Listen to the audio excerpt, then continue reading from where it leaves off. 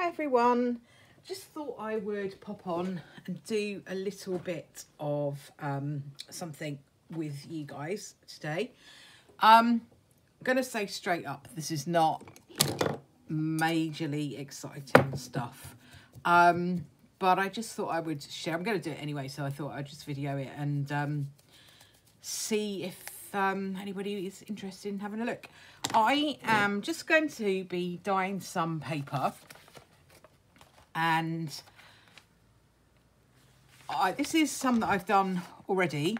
This was red onion dye, which has come out a really nice pinky colour, so really pleased with that. I did some of that, and then while I was doing that, I thought I would do some blueberry dye.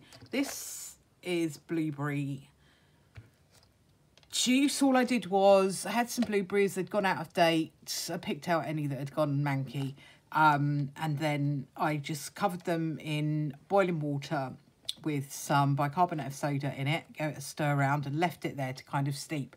You can do that by cooking it on the stove and kind of keeping it boiling, or you could put it in the microwave and heat it up.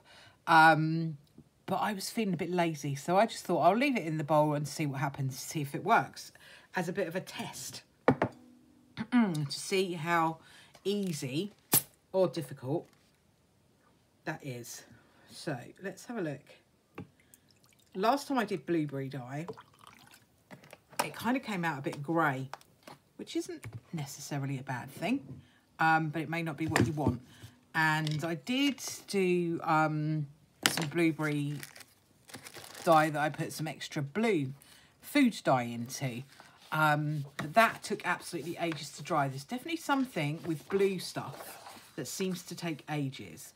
So the way that I dye my papers is not the same as everybody else. The way people seem to do this is to get a big tray, put whatever it is that they're going to put in it, whatever colour, and dip the papers in. I find that incredibly difficult because I just find that the paper falls apart. Now, that could be because I'm using a lighter weight paper than anybody else. It could be that I'm a bit heavy-handed. Could be a combination of both. So I wanted to find a way that was easier than that and meant that I didn't end up with paper that just fell apart. So I tried to do it with just a brush, and I've found that that's worked pretty well. So what I do is I put my dye into the cup and I just brush it on. So I'm already thinking that this is not going to make any difference to this paper whatsoever. So I don't even think we're going to get grey from the paper dye. So what I'm going to do to try and make this a bit more exciting is to have a little root through, see if I can find quickly what I might need to make a difference with this stuff. I'm just gonna have a little dig in my ink cupboard, my ink drawer, for a spray ink maybe. Where's that one? Oh, that is chipped sapphire. Right, okay, this is Distress Oxide ink spray chipped sapphire. So the whole point of trying to do blueberry, and it looks like that hasn't worked, was to achieve some blue. So that is the blue ink. So I'm just going to spray some of that in with the blueberry juice and see what we get. I've sprayed a few sprays in there. I wonder what that will do. Interesting. So quite like that anyway. So I'm just going to take one bit of paper and squish that on top. So there we go. Well, remember that doesn't work for the blueberries, so it may be that what we needed to do was cook that. So I might try it in the microwave next time. Let's see what we're getting here. So this is definitely bluer. It's quite a dark blue, I would say, but it's definitely bluer than the almost transparent blueberry dye. But as you can see, I just kind of slop the water on.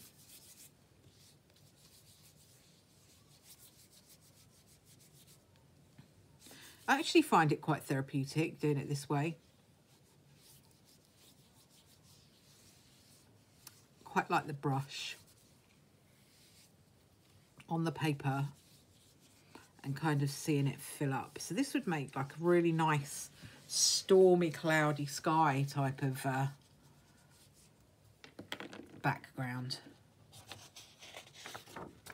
And it's different because I tend to have, you know, you have your coffee dye, your tea dye. Now I've got you have your avocado dye. You can have your onion dye. So it's nice to have a bit of something blue that's a little bit different.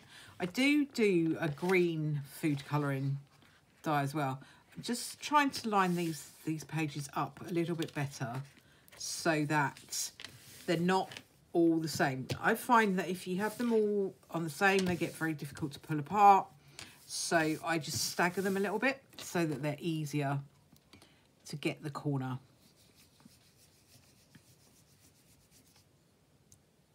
So that's why I do it that way. But yeah, you know, your kind of your coffee dye and your tea dye will come out a lighter and a darker brown depending on how much coffee you put into your water.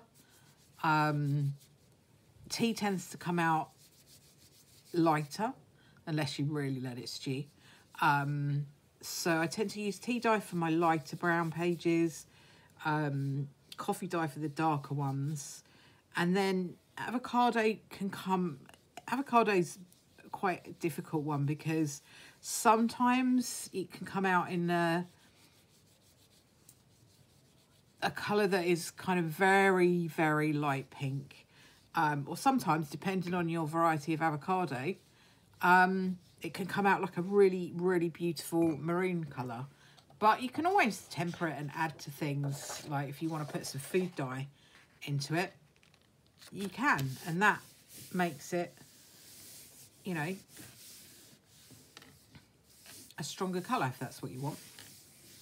Or if it's too strong, you can water it down. But blueberries, I've done blueberries before, and they're temperamental. Your blueberries, they can be a bit grey, and or not really be anything very colourful like we've had today. So, you know, you can always shove a bit of ink in it. Always got that option. If you've got ink sprays, you can always use those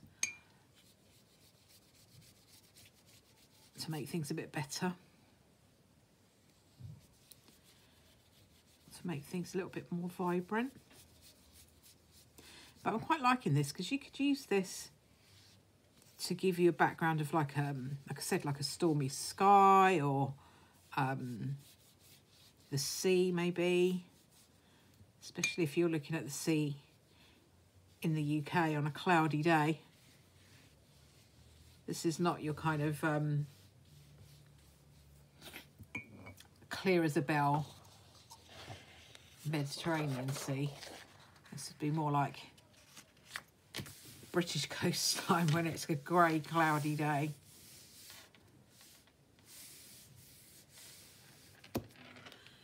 So I just keep going.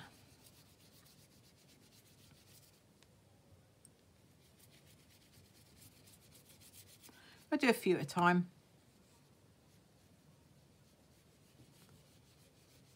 I don't have huge amounts of space for drying things.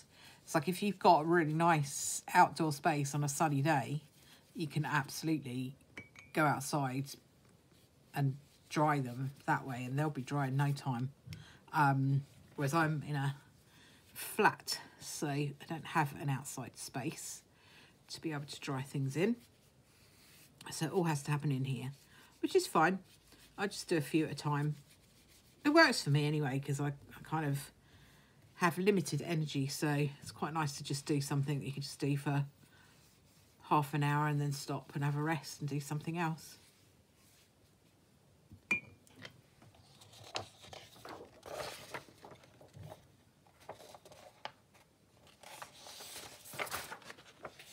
And you will get little creases in this. It's just the way it goes. I do try and sort of press down and squash them out a little bit if I can, but it's not always that easy to do. But when they dry and they will dry with some little creases in them.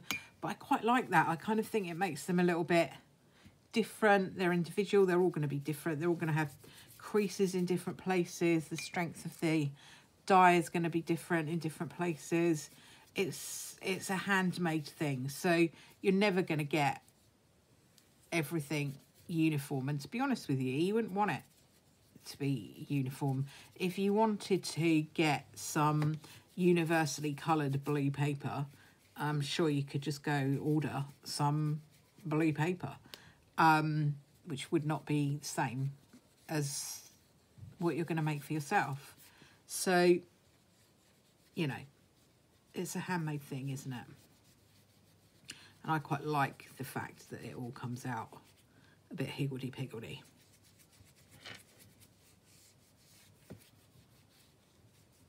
It's all good. So I just keep going, painting over them until I've got a stack that I can dry.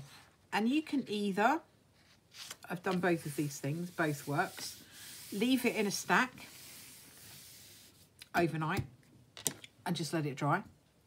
Or you can go in your kitchen and then spread it out somewhere, or somewhere that you can spread it out on the floor, or somewhere where it won't matter if there's a little drip of ink or dye anywhere. You could do either. I've done both. I've sort of spread them out around my kitchen, and I've also just left them overnight in a pile, and both methods seem to work pretty well. So you can use either. Either works pretty good.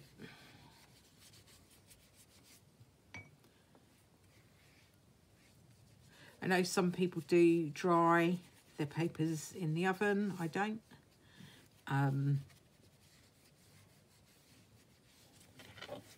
That's choice. If you're going to do it, you need to be careful that you're standing there watching it dry, because, you know, it can get too hot, and then, you know, and they either catch fire or shrivel away to nothing. So I think that's too much of a faff for me. I'd much rather just take my time, be patient, leave it, and let it slowly dry out. So you're going to be letting this dry out while you're doing something completely different, you know. Or do it last thing at night. It's quite a calming thing to do, last thing at night. And then just leave it and let it dry while you are sleeping.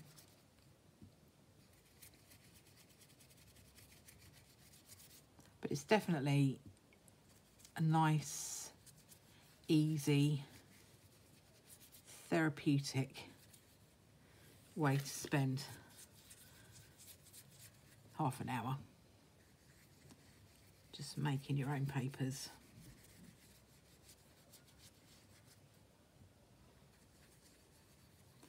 So you can dry them and use them in a junk journal. So I'll leave that there. I won't do any more. There's only so much you can say about this. I tend to finish off with just one sheet of plain paper on the top, because that will help to soak it up. And then if you do want to move it and take it somewhere else, you can hold it and it won't all be dripping out everywhere. Or you can kind of just leave it so that it all doesn't soak into the surface of your mat or whatever. It's quite a good idea to have that there. So thank you very much for watching. I hope you have enjoyed having a little relax with me while I work out how to blueberry dye some papers. Please do give the video a thumbs up or a like and share and all of that good stuff if you have liked it. And I'll catch up with you all again soon. Thanks for watching. Bye for now.